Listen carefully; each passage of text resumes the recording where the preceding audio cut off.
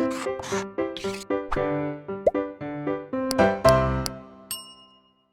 Students, welcome back to Blueprint Digital. आज की इस वीडियो में हम अजैवीय कारकों के प्रति अनुक्रिया यानी कि रेस्पॉन्स टू एबायोटिक फैक्टर के बारे में पढ़ेंगे।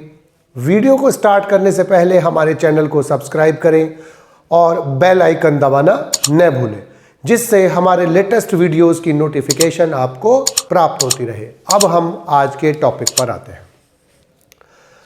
इकोलॉजी यानी कि पारिस्थितिकी का प्राय क्या होता है कि जो ऑर्गेनिजम्स होते हैं, जीव होते हैं, वो अजैवीय वातावरण को प्रभावित करते हैं और अजैवीय वातावरण जीवों को प्रभावित करता है और जीवों तथा अजैवीय वातावरण या अजैवीय कारकों के बीच होने वाली पारस्परिक अन्योन्य क्रियाओं के अध्ययन को हम इकोलॉजी यानी कि पारिस्थितिकी कहते हैं।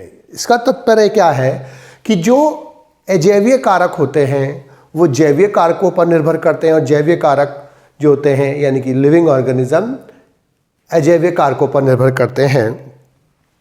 जो अजैवीय कारक होते हैं वो जीवों पर प्रभाव डालते हैं और जो जैवीय कारक है यानी कि लिविंग ऑर्गेनिज्म है वो वातावरण पर प्रभाव डालते हैं।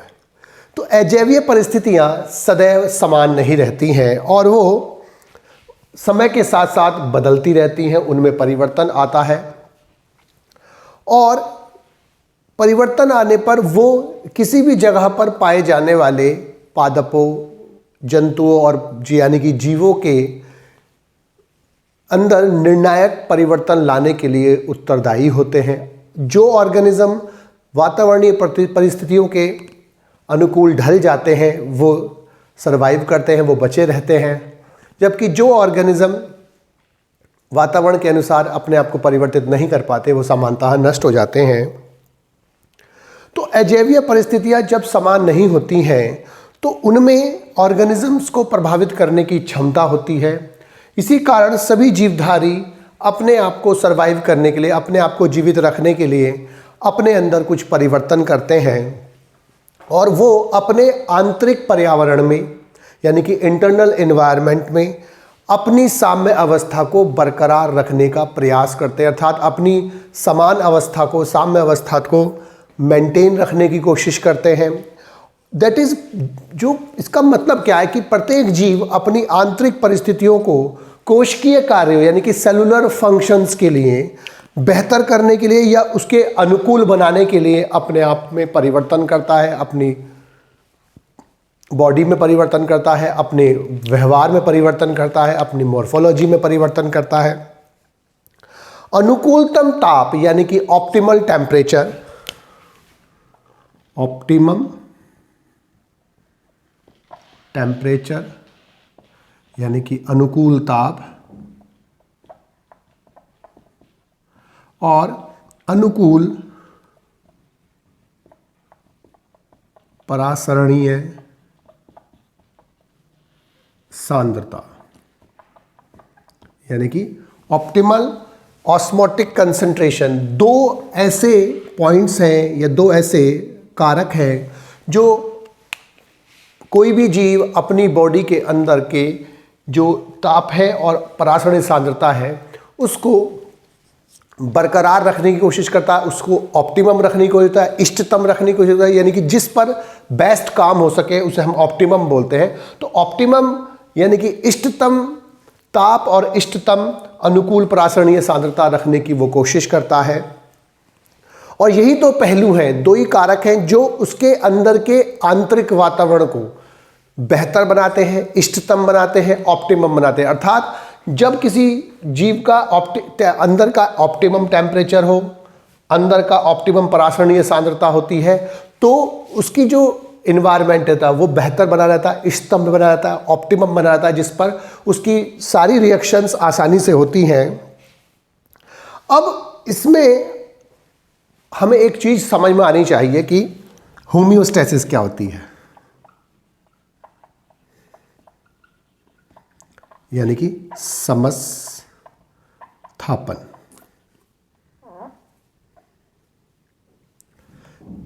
होमो मतलब मतलब समान, और अंदर का जो आंतरिक वातावरण है उसको समान रखना। यानी कि बाह्य पर्यावरण में कितना भी परिवर्तन होने पर यदि कोई जीव अपने आंतरिक वातावरण को कांस्टेंट यानी कि निश्चित बनाए रखता है, तो इस क्षमता को, उस जीव की इस क्षमता को हम होम्योस्टैसिस कहते हैं। अर्थात किसी जीव की वह क्षमता जिसके द्वारा बाह्य वातावरण में अनेक परिवर्तन होने के बावजूद वो अपने आंतरिक वातावरण को कांस्टेंट निश्चित बरकरार रखता है, मेंटेन रखता है, उसकी इस क्षमता को हम क्या बोलते हैं? होम्योस्टैसिस यानी कि समस्थापन बोलते हैं।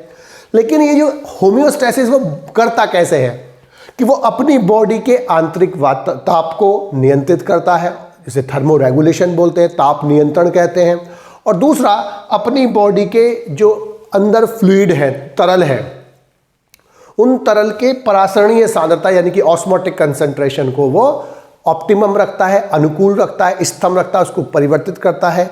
यानी कि जिसे हम क्या बोलते हैं? Osmo regulation. यानी कि वो दो तरीके से होम्योस्टैसिस बरकरार रखता है। एक तो अपने ताप को नियंत्रित करता है, थर्मो रेगुलेशन, और अपने ताप और इसके साथ साथ वो परासरणीय सांद्रता को भी नियंत्रित करता है, इसे ऑस्मो रेगुलेशन बोलते हैं। तो होम्योस्टैसिस का मतलब क्या है? थर्मो रेगुलेशन यानी कि ताप नियंत्रण, और ऑस्मो रेगुलेशन यानी कि परासरणीय सांद्रता का रेगुलेशन।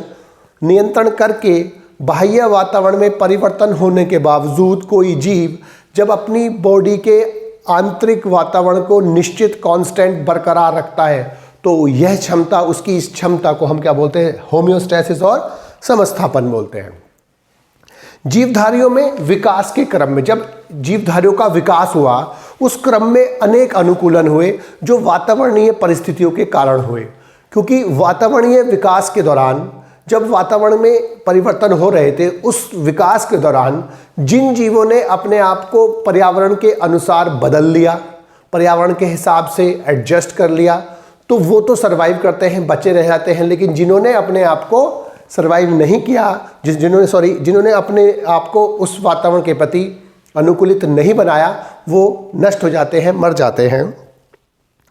तो जीवों के विकासीय क्रम में अनेक ऐसे अनुकूलन हुए जो उन्हें वातावरण के प्रति अनुकूलित बनाते हैं, वातावरण में रहने के लिए उन्हें उपयोगी बनाते हैं, जिससे जीवधारियों का जो शरीर है वो सभी जैव रासायनिक क्रियाओं यानी कि जो बायोकेमिकल रिएक्शंस हैं और उसकी कार्यकी यानी कि फिजियोलॉजी के लिए अनुकूल हो गया, और वो बिना किसी व्यवधान के सभी क्रियाएं आसानी से होने लगी।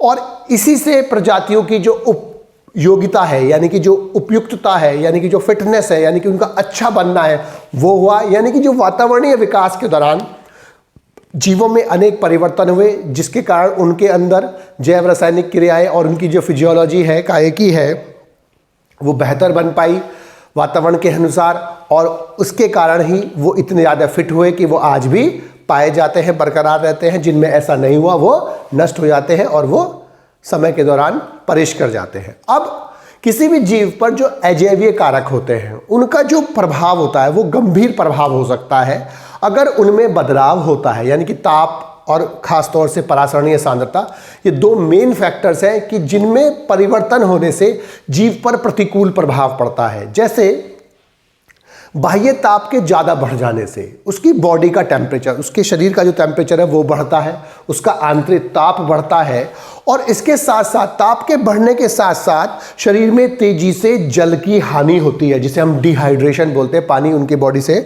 तेजी से बाहर निकलता है। जल हानि से, पानी के लॉस से, वाटर के बाहर निकलने से जो परासरणीय सांद्रता है बॉडी की, यानी कि जो ये परासरणीय ऑस्मोटिक कंसंट्रेशन होती है, वो प्रभावित होती है। अर्थात उस पर प्रतिकूल प्रभाव पड़ता है, और जैव रासायनिक क्रियाएं जो उसकी बॉडी में अभी तक आसानी से हो रही थी, उस पर कुप्रभाव पड़ता है। वो जो होता है उस पर दुष्प्रभाव पड़ता है, वो सही तरीके से रिएक्शन नहीं होती। यानी कि पानी का लॉस हो सकता है, और यानी कि ताप बढ़ने से, गर्मी बढ़ने से बॉडी का टेम्परेचर तो बढ़ता ही बढ़ता है, साथ ही साथ उसकी जल की हानि होती है, जिससे उसका परासरणीय सांद्रता में परिवर्तन होता है, और जिसके कारण जैव रासायनिक क्रियाओं पर दुष्प्रभाव पड़ता है। दूसरा, एंजाइम्स जो होते हैं हमारे यहाँ बॉडी में बायोकैटलिस्ट होते हैं, जैव उत्प्रेरक होते हैं, और वो हमारी विभिन्न जैव रासायनिक क्रियाओं को उत्प्रेरित करते हैं।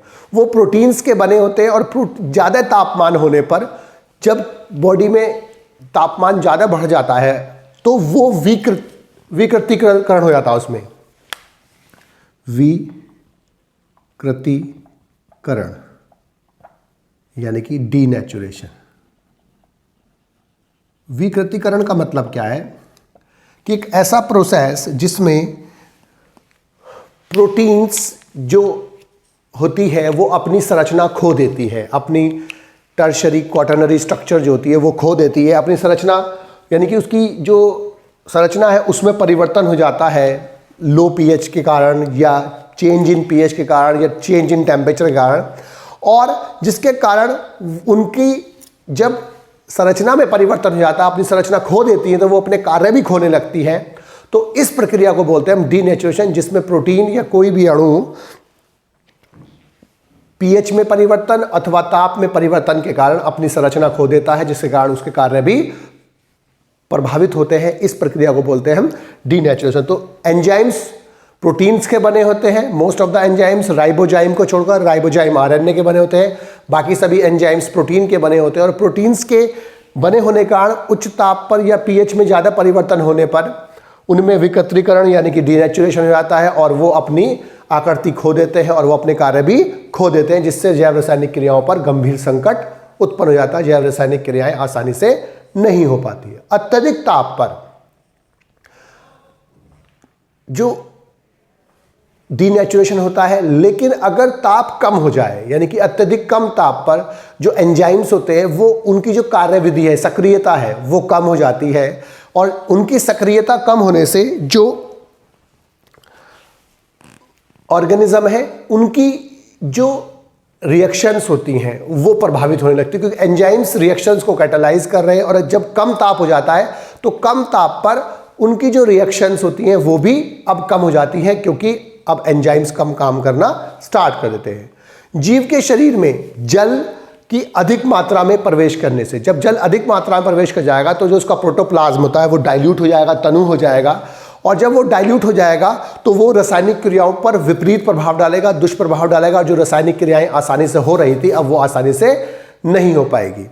अब इससे बात से हमें क्या पता चलता है कि ताप और जल यानी कि जो ऑस्मोटिक कंसंट्रेशन है, जल के कारण ही ऑस्मोटिक कंसंट्रेशन परिवर्तित होती है। तो जल और ताप दो महत्वपूर्ण कारक होते हैं जिनका जीवों के शरीर पर अत्यधिक प्रभाव पड़ता है और उनकी जीवन पर गंभीर संकट उत्पन्न होता है।